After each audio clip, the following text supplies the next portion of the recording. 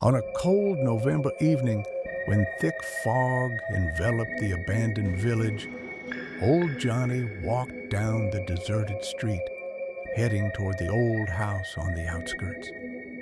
People said the house was cursed, and none of the villagers dared to go near it. But Johnny was a skeptic and didn't believe in ghost stories. As he approached the door, he saw that it was slightly ajar. Johnny pushed it open and stepped inside.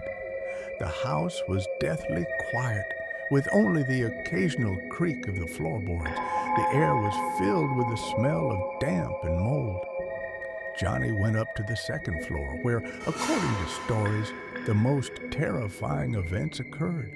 Old toys, covered in dust, were scattered across the floor.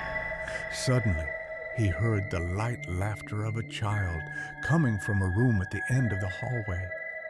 Johnny followed the sound, feeling the hairs on the back of his neck stand up.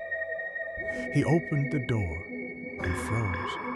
In the center of the room stood a little girl in a white dress, holding an old doll.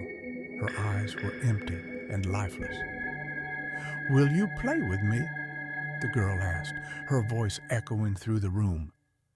Johnny didn't have time to respond before he felt a cold touch on his shoulder. He turned around and saw a tall man with a distorted face and hollow eye sockets standing behind him. The man raised his hand, and Johnny felt a sharp, icy pain pierce his chest. "Now you're ours," the ghost whispered. Johnny screamed and tried to break free, but his body wouldn't obey. All he could do was watch as the world around him began to fade, plunging into impenetrable darkness. The last thing he heard was the sinister laughter of a child filling the entire house.